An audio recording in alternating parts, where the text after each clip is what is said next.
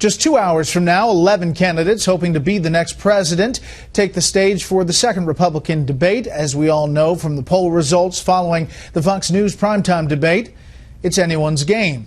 Chief political correspondent Carl Cameron is at the site of tonight's debate with a look at what the candidates may need to do to stand out. On the deck of the USS Iowa, the frontrunner last night delivered what was billed as a national security speech ahead of tonight's debate. Without saying how, Donald Trump promised to put veterans in private hospitals when the VA's backlogged, a practice that's already underway.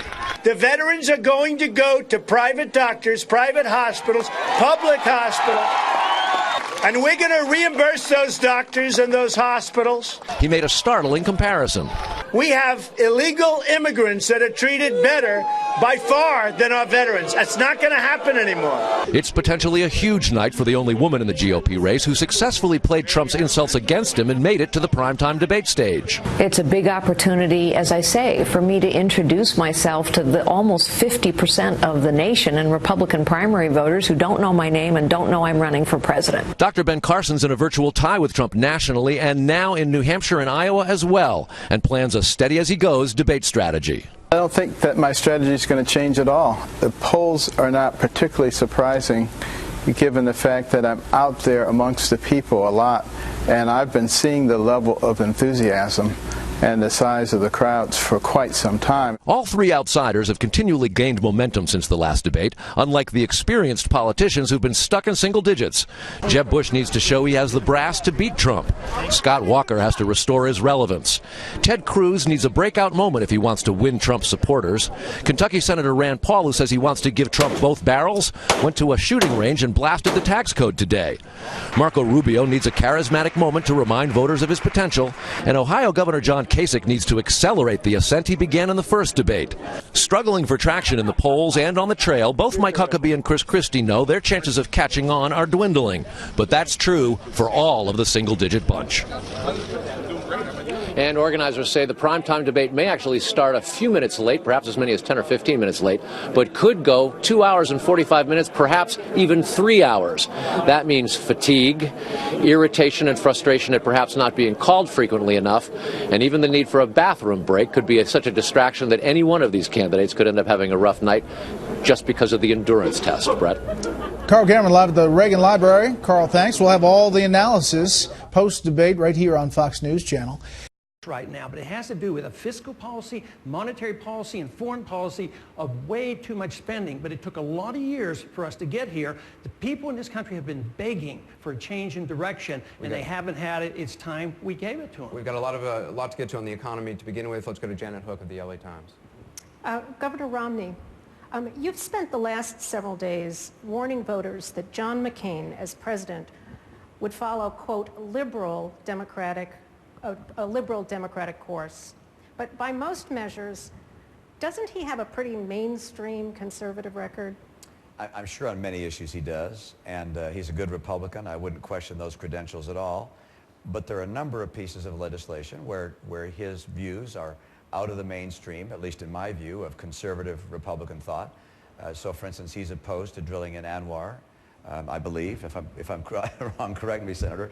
He voted twice against the Bush tax cuts. Only 2 Republicans did that. He is the co-author of McCain-Feingold, which I think took a whack at the First Amendment, and I do believe as well hurt our party pretty significantly, and I think has made money have an even greater influence in politics today, not less influence. He also was one of the co-authors of McCain-Kennedy. The first bill, by the way, not that bad. About 5 or 10% of the people, by our calculation, got a form of amnesty. Most people went home. Under the final version of McCain-Kennedy, everybody who was here illegally, other than those who committed crimes, was eligible to receive a Z visa for $3,000. They got to stay here for the rest of their life. That's not a Republican thought. And then now McCain-Lieberman, which is a unilateral, meaning U.S. only imposed cap-and-trade program, which puts a burden as much as 50 cents a gallon on gasoline in this country. It basically says Americans are going to pay for the cost of global warming, not the Chinese and Indians and so forth. So those views are outside the mainstream of Republican conservative thought, and I guess I'd also note that if you get endorsed by the New York Times, you're probably not a conservative. Senator McCain? Let me note that I was endorsed by your two hometown newspapers who know you best, including the very conservative Boston Herald, I'd say the same who know thing. you well better than anybody. So I'll guarantee you the Arizona Republic will be endorsing me, my friend. Let me just say I'm proud of my conservative record.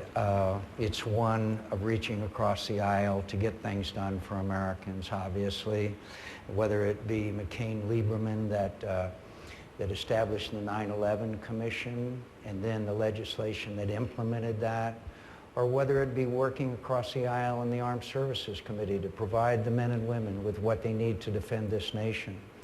And I'm proud of that record. And I heard Governor Romney describe his record.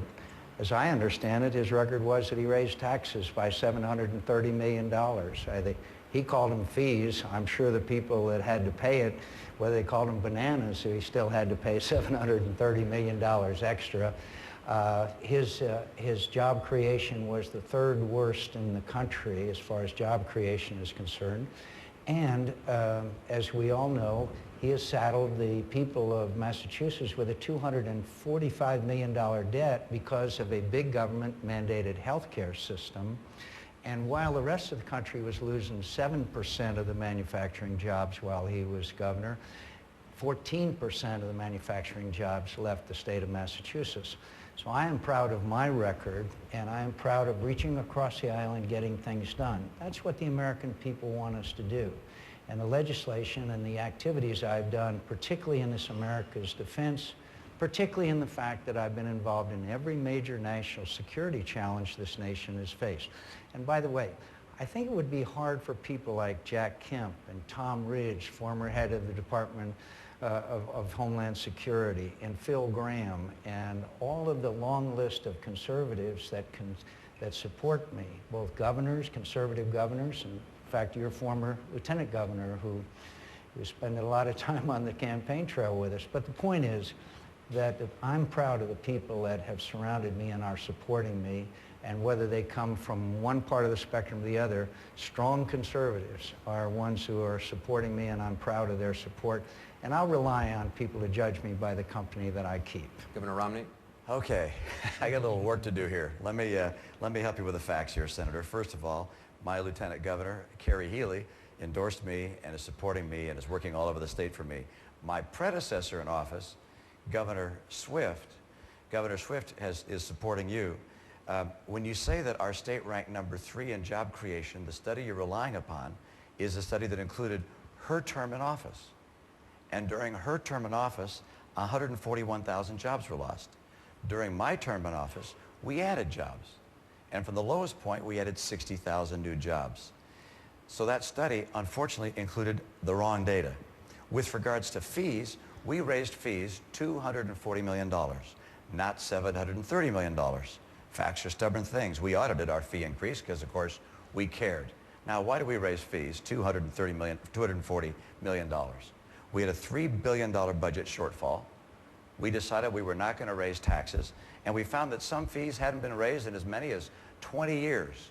These were not broad-based fees for things like getting your driver's license or your license plate for your car, but instead something like the cost of a sign on the interstate and how much it was going to cost to publish a McDonald's or Burger King sign on the interstate. We went from like $200 a sign to $2,000 a sign to raise money for our state in a way that was consistent with what the market had done over the ensuing years. And let's see, with regards to my health care plan, you know, a lot of people talk about health care. I'm the only one that got the job done. I got health insurance for all our citizens. We had 460,000 people without insurance. We got 300,000 of them signed up for insurance now. I'm proud of what we accomplished. The bill that I submitted to the legislature didn't cost $1 more than what we were already spending. However, the legislature and now the new Democratic governor have added some bells and whistles, and they're willing to pay for them. I wouldn't do that if I were governor. I'd veto the items they put in place there, but they're entitled to make changes if they want to. They're still running a balanced budget. I wouldn't have added the money they did. And by the way, no debt was left. I left a rainy day fund of over $2 billion. Facts are stubborn things. I'm proud of my record. Governor Huckabee, Rush Limbaugh says if you or Senator McCain were nominated, would be the nominee, you would, quote, destroy the Republican Party. Your reaction? You know, I wish Rush loved me as much as I loved Rush. I think he's a great voice for conservatism. It doesn't mean he's inerrant or infallible. And on this, he's very wrong. And I want to make sure everybody understands this isn't a two-man race. There's another guy I would like to say down here on the far right of the stage. You want to talk conservative credentials? Let me get in on that. I created the first ever broad-based tax cuts in the 160-year history of my state when I became governor with a 90% Democrat legislature. I also balanced the budget every one of the 10.5 years. I'm the only person that's sitting here today that has consistently supported the Human Life Amendment that's been part of our Republican platform since 1980, and also supports the Marriage Amendment to our Constitution, two conservative hallmarks. I believe in less government. I believe in lower taxes, not higher. I think it's important to streamline the federal government like we streamlined some services in Arkansas. Simple things like getting a driver's car tag, because it used to take a couple of days and about 7 pieces of paper. We streamlined it so it could be done on the internet in 4.5 minutes. We consolidated state agencies. We cut 11% out of a budget. One of the things that Rush Limbaugh once praised me for was creating what I call the Tax Me More Fund. And the way that worked was that we had a lot of people in our legislature wanted us to raise taxes. And I said, we don't need to raise taxes. We need to cut our spending. And so I created a fund called the Tax Me More Fund. I said, there's nothing in the law that says that you can't just pay more if you want to. And I had envelopes printed. And I said, anybody who wants to pay more taxes, just fill it up with whatever will make you feel better and send it right in. And it proved that a whole lot of people didn't really want to pay more taxes after all, because after about 1.5 years, there was only about $1,200 in the account, 1,000 of which had been given by a liberal legislator. So if we're going to talk conservatism, I'd like to be in on the discussion. Let's talk more about that. Jim VandeHei from Politico. First question from the readers, Governor Romney's from Jonathan Rubin in Fairfax, Virginia. As governor of Massachusetts, as Senator McCain just pointed out, you raised hundreds of millions of dollars in additional revenue through so-called fees and loophole closings, and you passed a health care bill forcing individuals to buy insurance on the threat of a fine. How do you reconcile that policy with your claim to be the authentic conservative? Well, let's talk about each. I mentioned fees, and I think it's appropriate if the state is providing a service to someone that's not a requirement to have a car or a driver's license, but instead, let's say we're going to be taking out a oil tank from your backyard because it's leaking into the ground, and the state's going to provide that service, that to charge a fee sufficient to do so makes a lot of sense. And so the fees ought to be adjusted from time to time to compose the amount of what the cost is of providing that service.